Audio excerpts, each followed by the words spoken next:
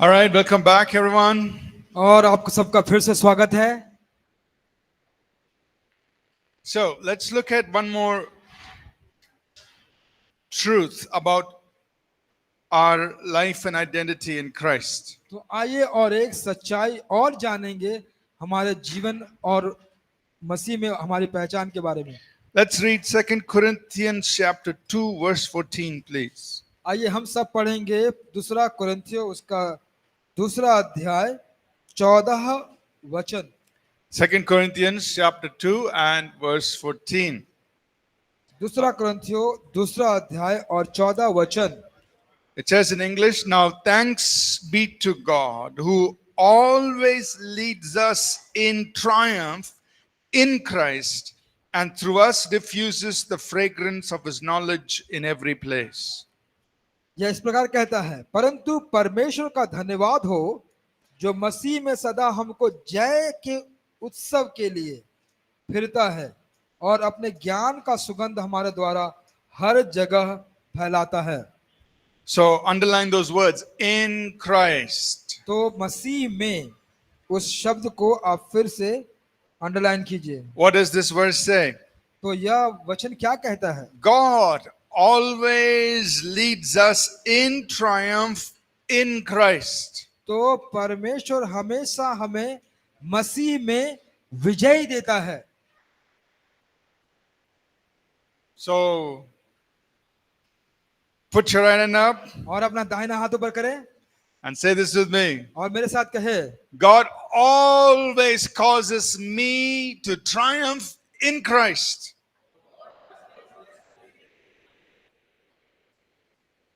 परमेश्वर हमेशा मसीह में मुझे जीत दिलाता है।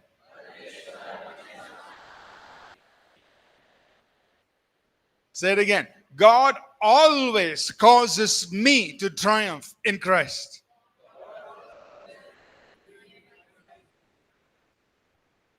परमेश्वर हमेशा मुझे जय के उत्सव में लेके जाता है। Amen. आमीन। Think about that. अब इसके बारे में सोचिए। In Christ, मसीह में what does God do? तो परमेश्वर क्या करते हैं? He always. वह हमेशा। So this is not something he does once in a way. तो ये ऐसी कोई बात नहीं है जो वो सिर्फ एक बार किया करते हैं। He always, that means in every situation, every time he does this. और वह हर घड़ी में हर अवस्था में वह यह करते हैं। He always causes us to triumph in Christ. और हमेशा हमें वह जय के उत्सव मनाने में ले चलते हैं। Amen. आमीन। He causes, that means he makes it to happen. और वह इसको होने देता है, इसका मतलब वह करता है। So it's not dependent just on you. और यह सिर्फ आपके ऊपर निर्भर नहीं है, He causes it. वह उसको होने देता है। So you don't have to try and figure out how you're going to win. तो आपको अब यह नहीं सोचना है कि अब इसको कैसे मैं करूंगा, कैसे मैं जीतूंगा। God will cause it to happen. परमेश्वर उसको होने देगा आपके जीवन में। Amen. आमीन। So this is what God has promised us in Christ. और यही परमेश्वर ने हमें वह वचन दिया है, वह प्रतिज्ञा किया है मसीह में। Because you are in Christ, और जब आप मसीह में हैं, this is your blessing. यह आपकी आशीष है That in every situation, कि आप हर एक घड़ी अवस्था में God will cause you to परमेश्वर triumph. परमेश्वर आपको जयवंत बनाएगा। He'll bring you out as victorious. वह आपको विजयी बनाएगा। Amen. आमीन। Do you believe it? क्या आप इस पर विश्वास करते हैं? So no matter what you face in life, तो जीवन में आप किसी भी बात से होकर क्यों ना गुजरे, no matter what your situation, आपकी कोई घड़ी अवस्था क्यों ना हो, inside you have the heart of a winner. आपके हृदय में जो हृदय है वह विजयी का हृदय है। Amen. आमीन। Put your hand on your chest अपने हृदय पे, अपने दिल पे अपना हाथ रखिए and say, I have the heart of a winner. आप कहिए, मेरे पास एक विजयी का हृदय है। I have the heart of a winner. मेरे पास एक विजेता का दिल है। Amen. आमीन। Now, why do you have that? तो आपके पास ये क्यों है? Because God said क्योंकि परमेश्वर ने कहा He always causes you to triumph वो हमेशा आपको विजय होने देता है in Christ. मसीह में। Amen. आमीन। So, in every situation, हर एक अवस्था में, now some situations may be very difficult, कुछ अवस्था या घड़ी काफी कठिन हो सकती है some situations you may not even understand what to do. और कुछ ऐसी परिस्थिति में आप हो सकता है वो समझ भी नहीं पा रहे होंगे कि क्या किया जाए अब। But that's okay, even if you don't understand.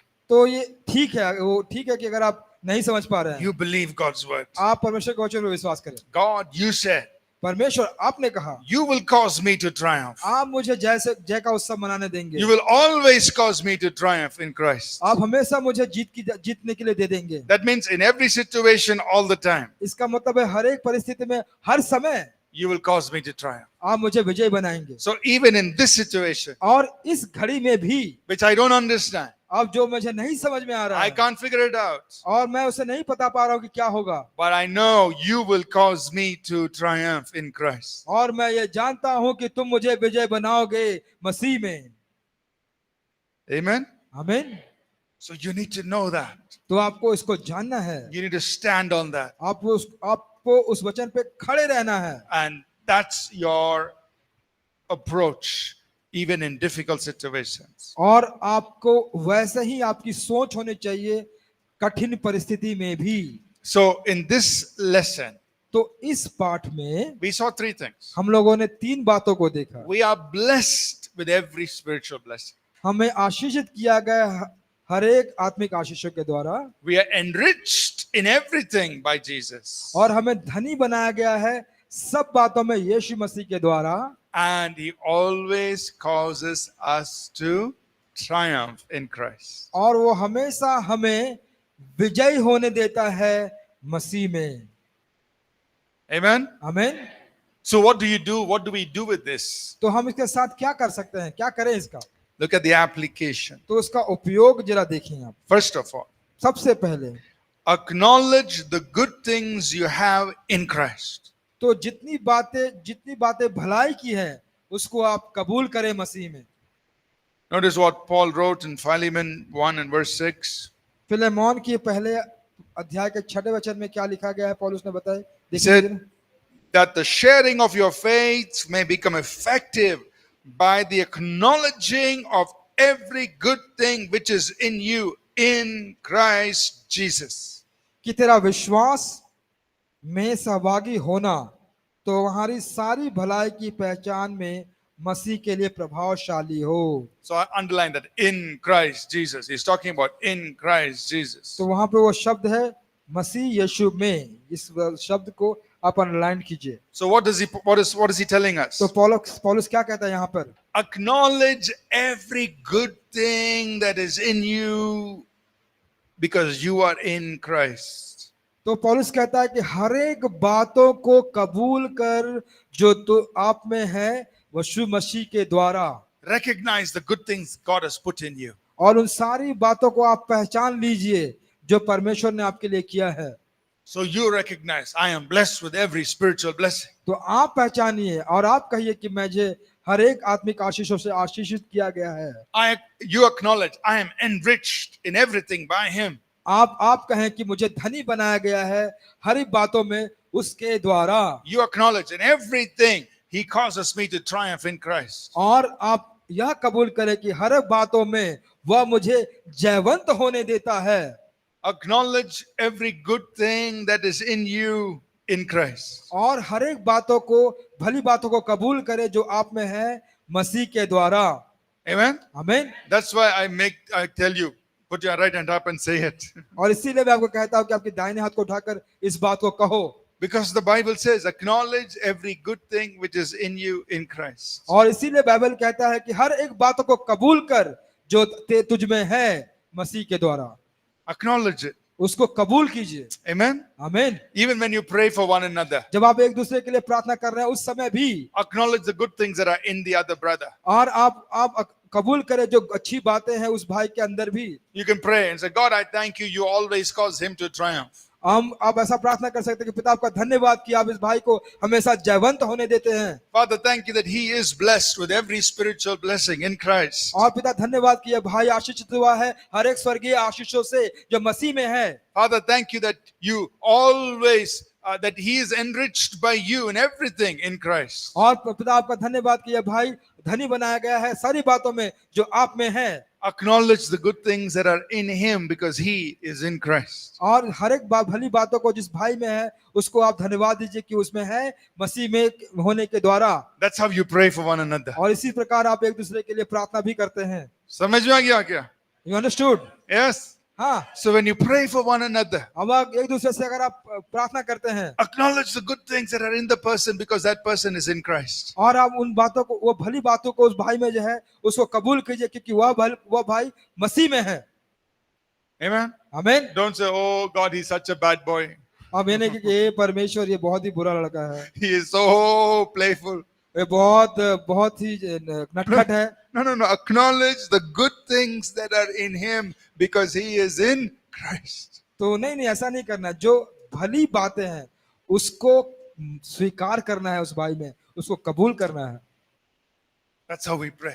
इसी प्रकार हम प्रार्थना करते हैं। You do acknowledge what's in you, acknowledge what's in the other brother. और जो आपके अंदर है उसको भी आप स्वीकार करें, कबूल करें, और दूसरे भाई में है उसको भी कबूल करें।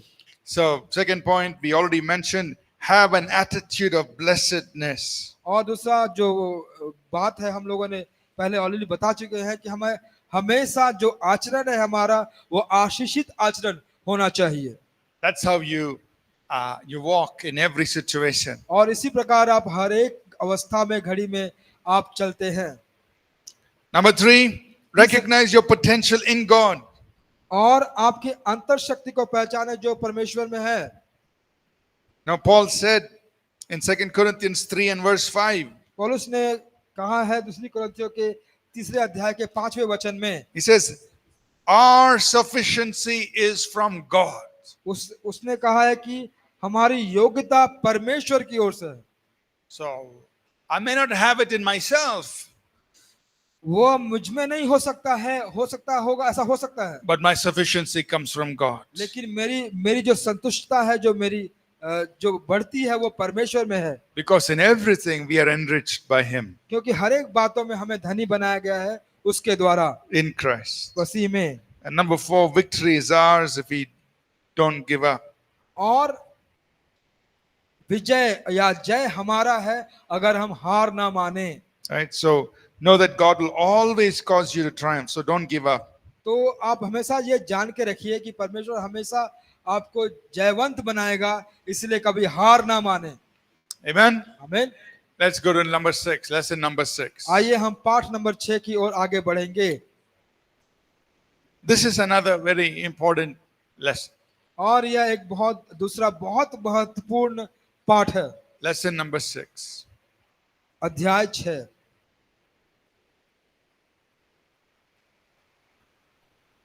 In English, we call this identification or being identified with Christ. और अंग्रेजी में इसको हम कहते हैं पहचाना जा चुका या पहचान मसीह में,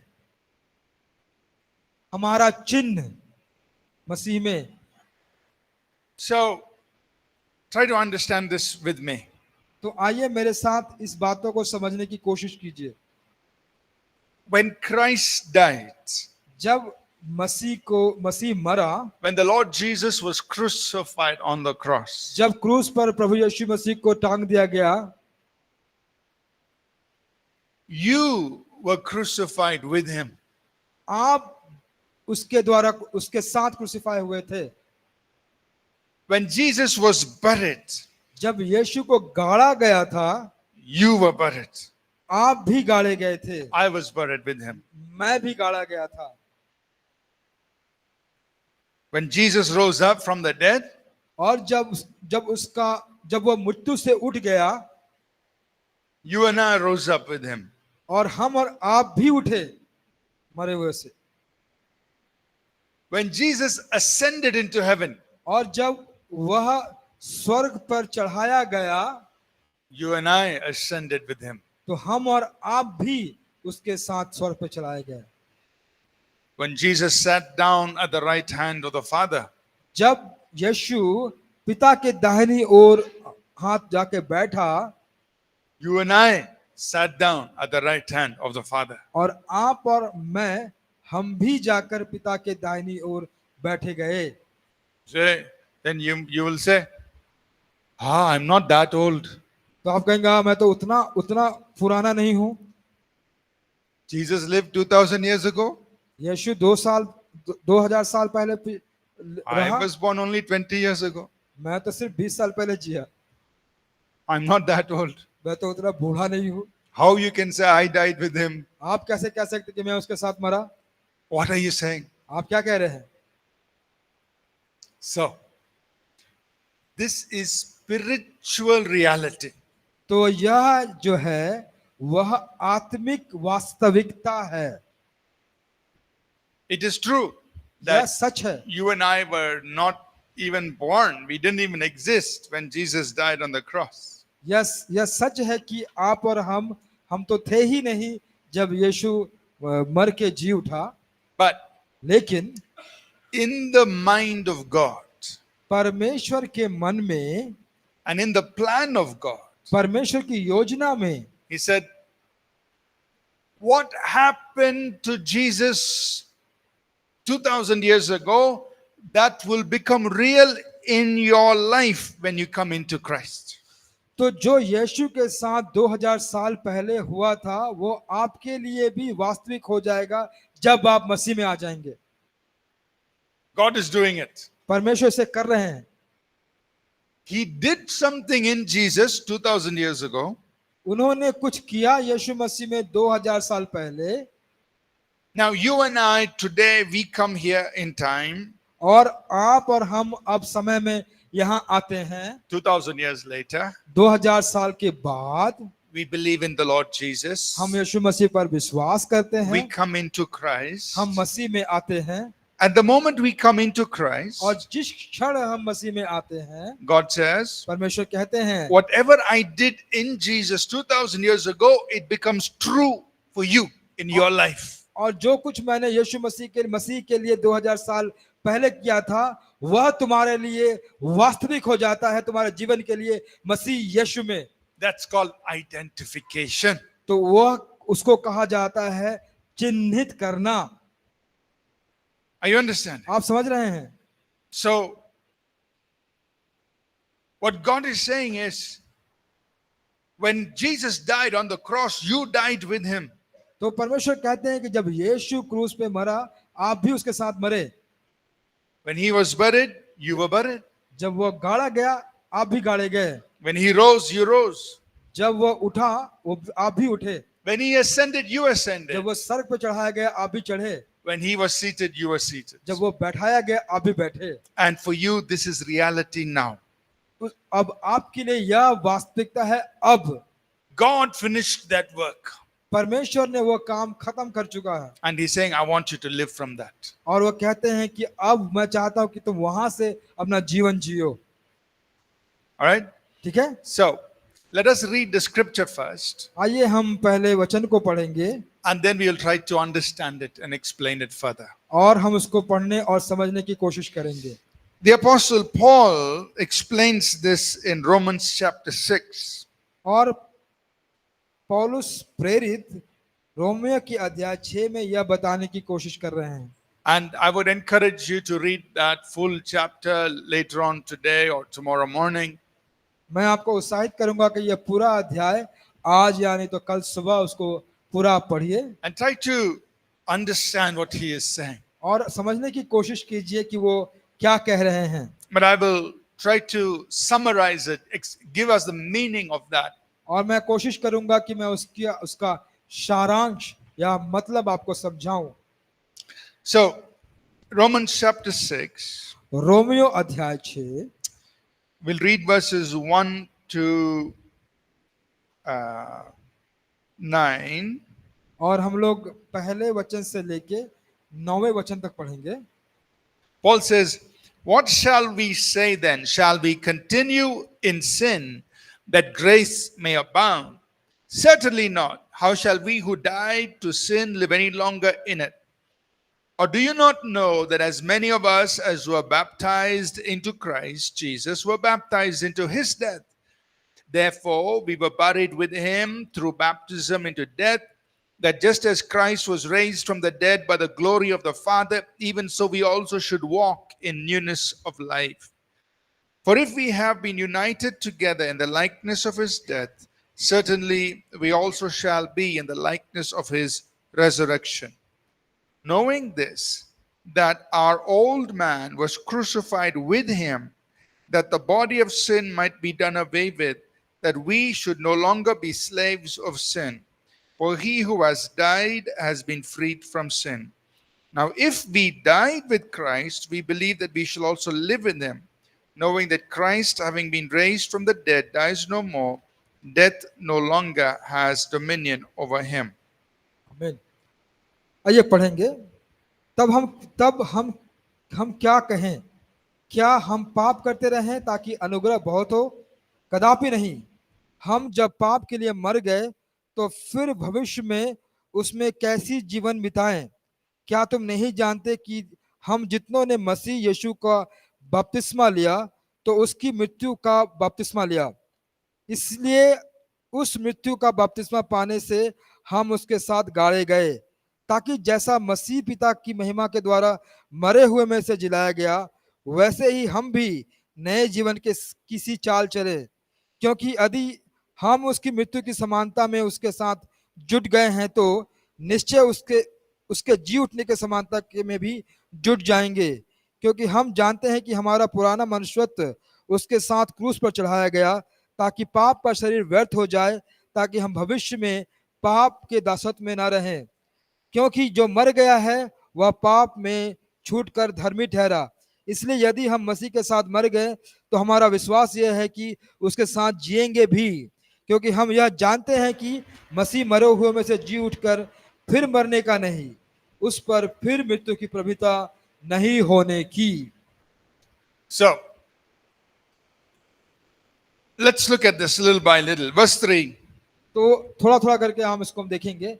तीसरा वचन says, do you not know that as many of us as were baptized into Christ Jesus were baptized into his death? तो तीसरा वचन कहता है कि क्या तुम नहीं जानते कि जितनों ने मसीह यीशु का बपतिस्मा लिया तो उसकी मृत्यु का बपतिस्मा लिया। Now, underline that, into Christ Jesus. तो आप वहां को उसको रेखांकित कीजिए। Verse 3, into Christ Jesus. मसीह यीशु का। So, we are talking about being in Christ. तो हम मसीह में होने के बारे में So, बात कर रहे he's हैं। saying we are baptized into Christ. और हम यीशु मसीह में बपतिस्मा लिए हैं। Now, he's not talking about water baptism. वह पानी के बपतिस्म के बारे में बात नहीं कर रहा। Because he's not talking about being baptized in water. वह पानी में बपतिस्मा लेने के बारे में बात नहीं कर रहा। He's talking about being baptized into Christ. वह कहता है बपतिस्मा जो मसीह में है It's different. वह अलग है।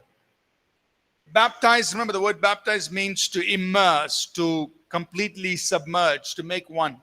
और जो बपतिस्मा का मतलब होता है एक हो जाना, उसमें डूब जाना और एक उसका मिलन होना, एक होना। So we have been baptized by the Holy Spirit into Christ Jesus. और हमें बपतिस्मा दिया गया है पवित्र आत्मा के द्वारा यीशु मसीह में।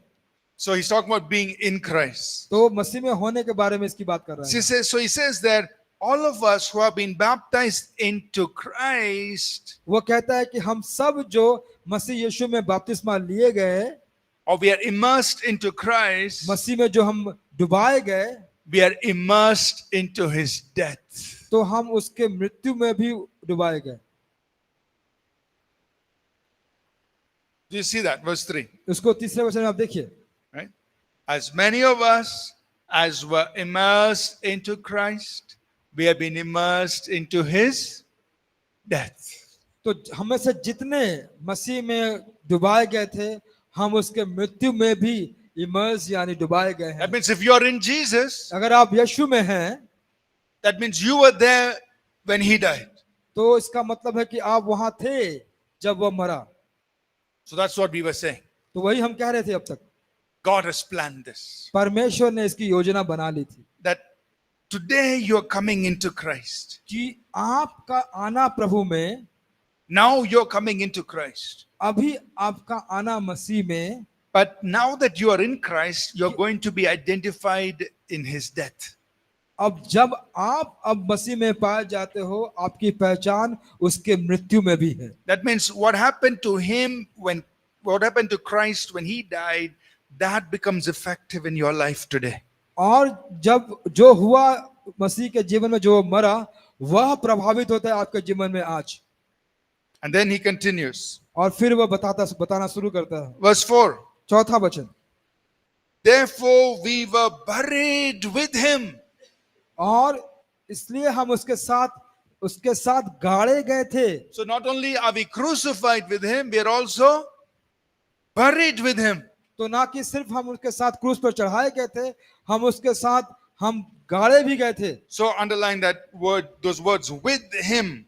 और हम उस वर्ड को Verse अंडरलाइन 4. कीजिए, With him. उसके साथ, वचन 4 में उसके साथ जो वर्ड है, We are buried with him.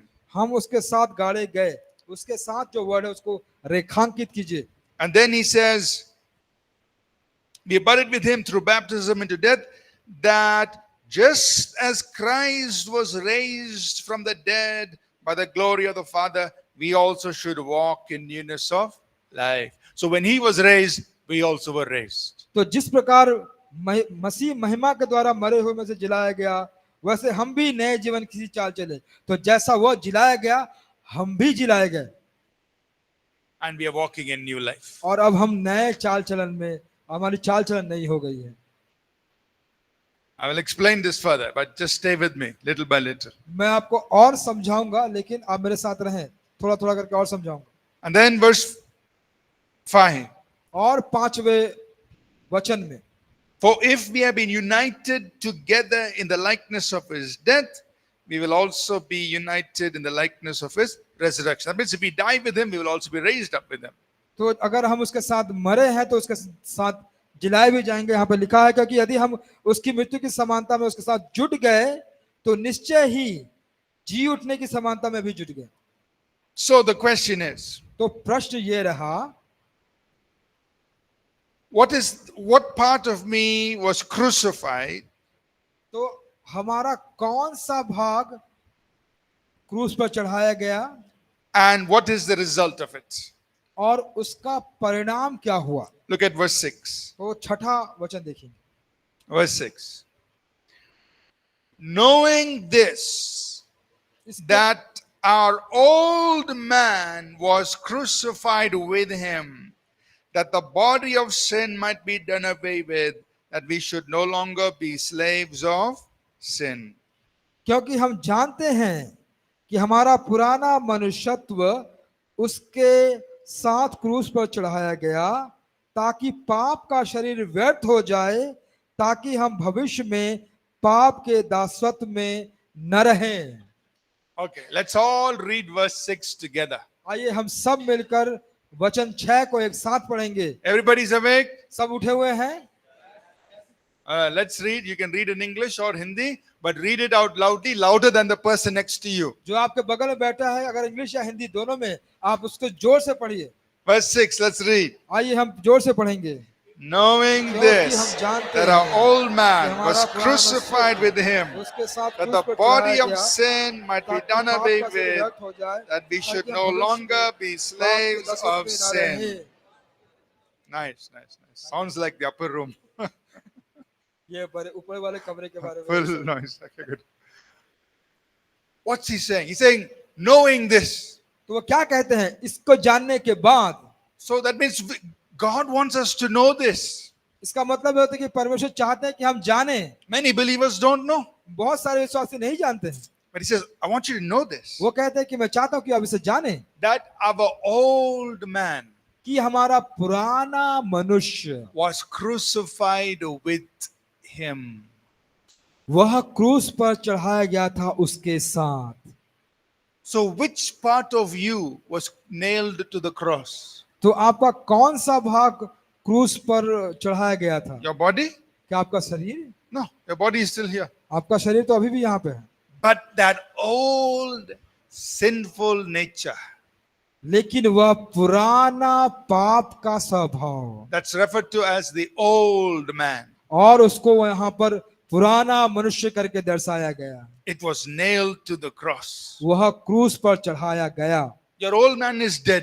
आपका पुराना मनुष्य अब मर चुका Now है, you have a new man. अब आपके पास एक नया मनुष्य है It's the life of Jesus. जो यीशु का जीवन है। But the old man कि लेकिन जो पुराना मनुष्य था is the life of Adam. वह आदम का जीवन था, New man is life of Jesus. नया मनुष्य है वो नया जीवन है, The वो मनुष्य का जीवन है। the old man जो पुराना मनुष्य था came from Adam. वो आदम से आया था, It's a sinful nature वह पाप का स्वभाव का था, that was in you, वो आप में था, was in me. वह मुझ में था, It was controlling us. वो हमको नियंत्रित करता था, And so we behaved very sinful. और हम लोगों ने बहुत पाप के रूप में व्यवहार किया। So that old Adamic nature or the nature of Adam, और आदम का जो स्वभाव था जो पुराना था which was sinful, जो पापी था, what did God do? तो परमेश्वर ने क्या किया? Your old man आपका पुराना मनुष्य was crucified with Jesus. वह यीशु मसीह के द्वारा क्रूस पर चढ़ाया गया। Amen. आमीन।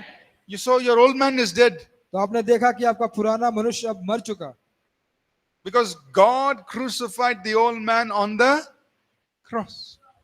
क्योंकि परमेश्वर ने पुराने मनुष्य को क्रूसिफाई किया था, क्रूस That- पर चढ़ाया that's- था, क्रूस पर। That's what verse 6 says. तो यही वचन से 6 कह रहा है यहाँ पे। Right? Knowing this, इसको- that our old man was crucified with him. हम जानते हैं कि हमारा पुराना मनुष्यत्व उसके साथ क्रूस पर चढ़ाया गया। So put your right hand up अपने दाहिने हाथ को आगे कीजिए and say this with me. और मेरे साथ कहे, The old sinful nature from Adam was crucified with Jesus.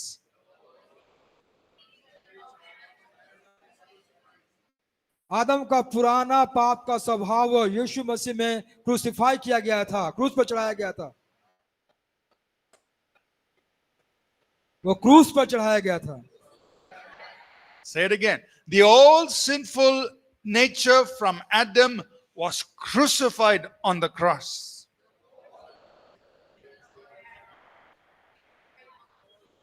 और जो पुराना आदम का स्वभाव जो पाप का था वो क्रूस पर चढ़ाया गया।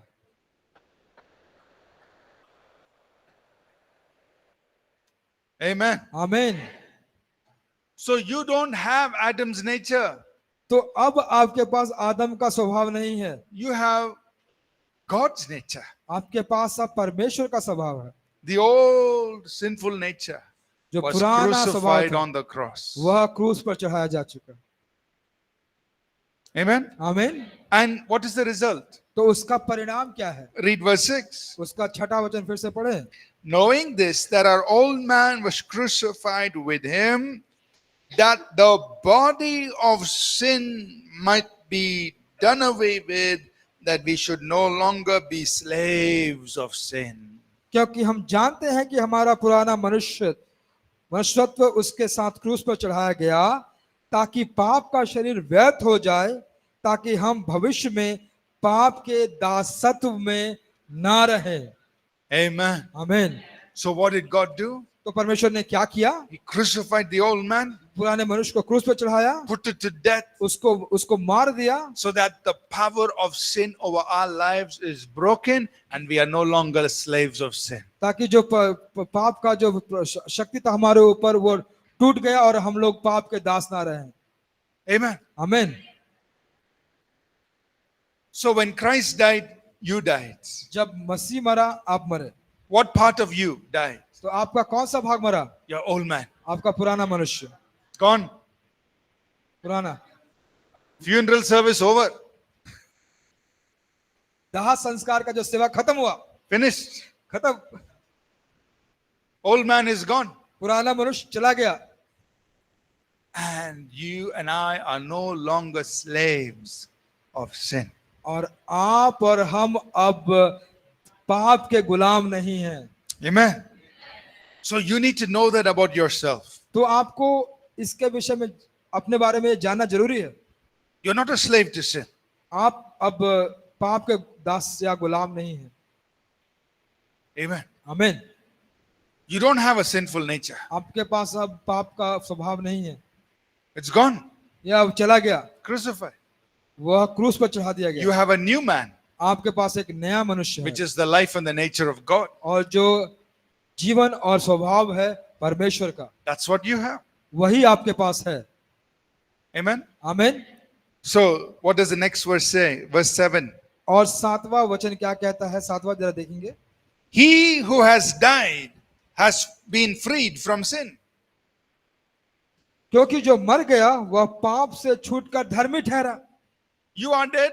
आप मर गए, You're free from sin. आप पाप से धर्मी ठहरे। That old man is dead. वह पुराना मनुष्य मर गया, So you and I are free from sin. तो हम और आप उस पाप से आजाद हो चुके। Look at verse 14. और 14 वचन को देखिएगा, Verse 14.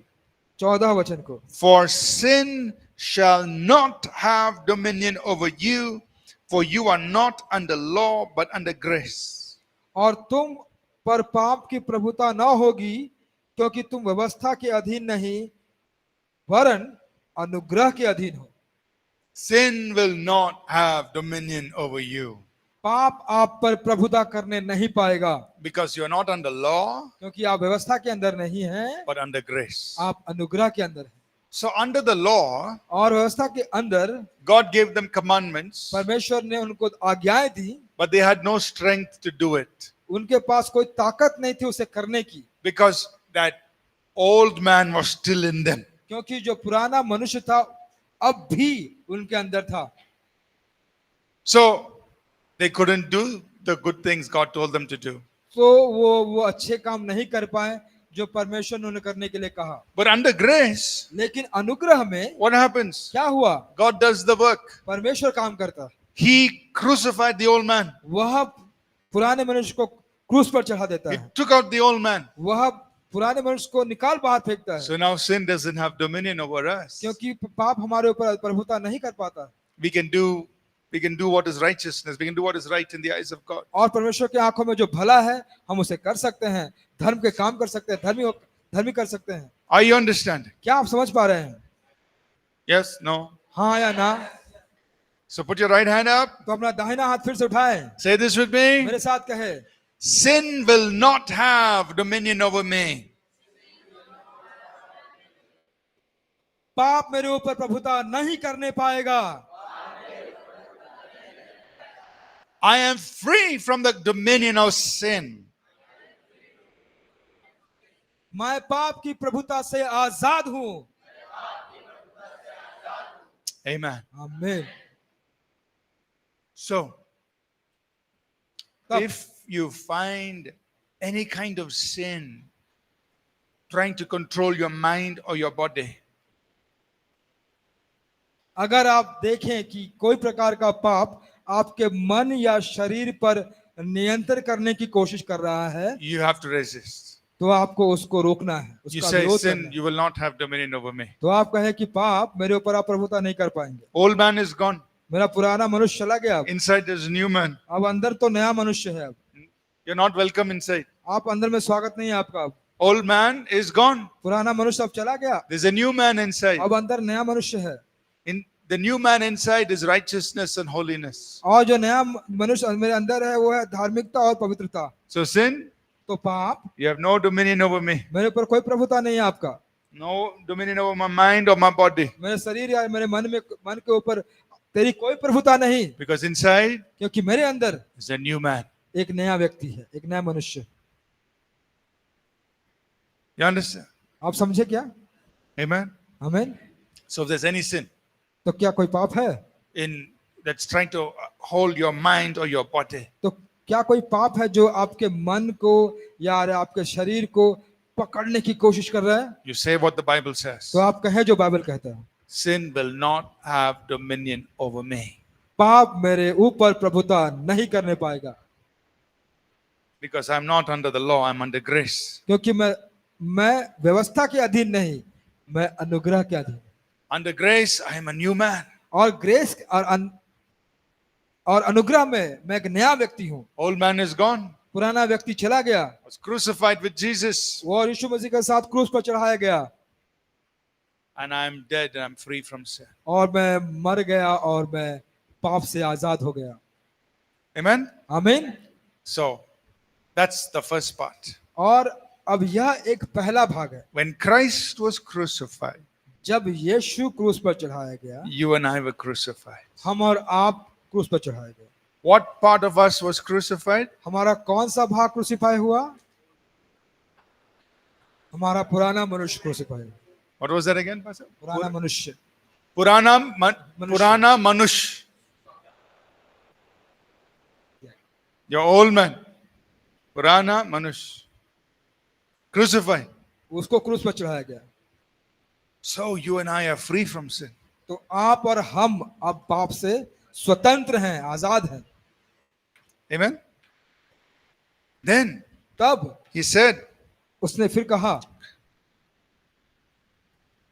that at the end of verse 4, और चौथे वचन के Romans अंत 6 verse 4, और रोमियो की अध्याय उसका as छठा Christ was raised from the dead by the glory of the Father, even so we should walk in newness of life. और चौथे अध्याय के दूसरे भाग में लिखा गया है ताकि जैसे मसीह पिता की महिमा के द्वारा मरे हुओं में से जिलाया गया वैसे ही हम भी नए जीवन सी चाल रखें। Oh, sorry, I forgot one thing. और एक चीज मैं भूल गया जो बताता हूं आपको। He was crucified, we were crucified. वह क्रूसिफाई उनको क्रूस पर चढ़ाया गया तो हम भी क्रूस पर चढ़ाए गए। When Christ was buried, you and I were buried.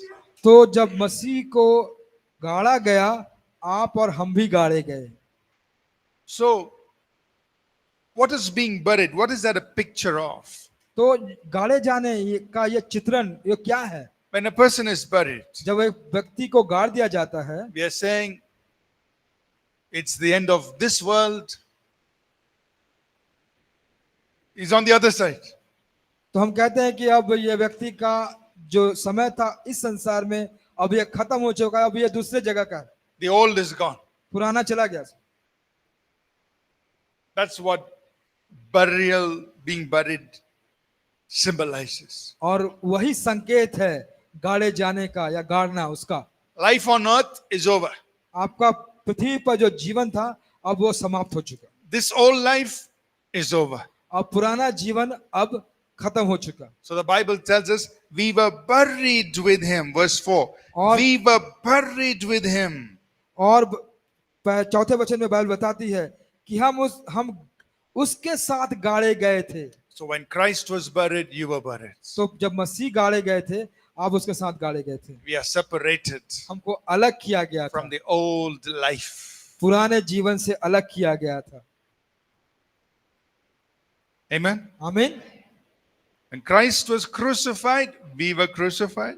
जब मसीह को गाड़ा गया था हम भी गाड़े गए थे। The old man is gone. जब मसीह को क्रूस पर चढ़ाया गया था हम भी क्रूस पर चढ़ाया गए थे और पुराना मनुष्य चला गया। When Christ was buried, you और and I were buried. जब मसीह को गाड़ा गया तो हम भी गाड़े गए थे The old life is gone. और पुराना जीवन मेरा चला गया। The old life जो पुराना जीवन है has no right over you. वह आपके ऊपर कोई अधिकार नहीं रखता। So, you must understand that.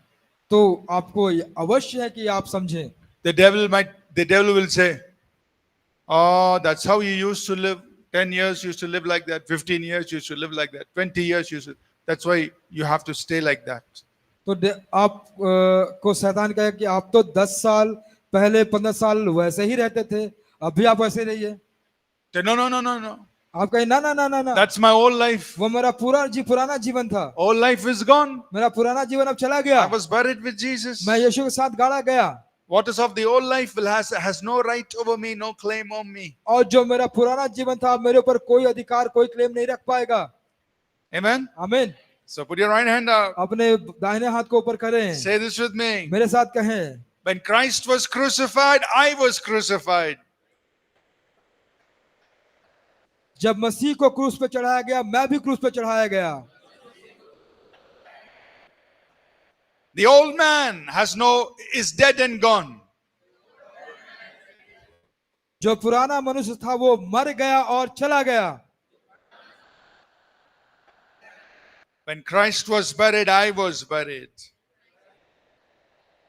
जब मसीह गाड़ा गया मैं भी गाड़ा गया। The old life is gone. अब वो पुराना जीवन चला गया। My old life has no claim on me. और वो पुराना जीवन अब मेरा नहीं है। Amen. आमीन। So if anything from the old life tries to come, और कोई भी चीज आपके पुराने जीवन से अगर आने की कोशिश करती है, no, नहीं, you have no claim on me. तो कहे कि नहीं, अब आपका कोई भी आपको अधिकार नहीं मेरे ऊपर। When Christ was buried, I was buried. जब मसीह मर गया था तो मैं भी मर गया। Old life, you're gone. वो गाड़ा गया था मैं भी गाड़ा गया। अब नया जीवन है। Rejected. और हर एक चीजों को आप नकार दीजिए ऐसी अगर बातें आती हैं तो। Amen. आमीन। We'll pause here for now. और हम यहाँ थोड़ी देर के लिए रुकेंगे। 15 minutes break. 15 मिनट का So given ब्रेक 5 है। more minutes extra. हम लोगों ने 5 मिनट एक्स्ट्रा दिया था। So we will come back at 4:05. और हम 4:05 में वापस आएंगे। All right, and we'll go into our last session. So, और हमारे अंतिम भाग में हम जाएंगे। thank you. I think she has question.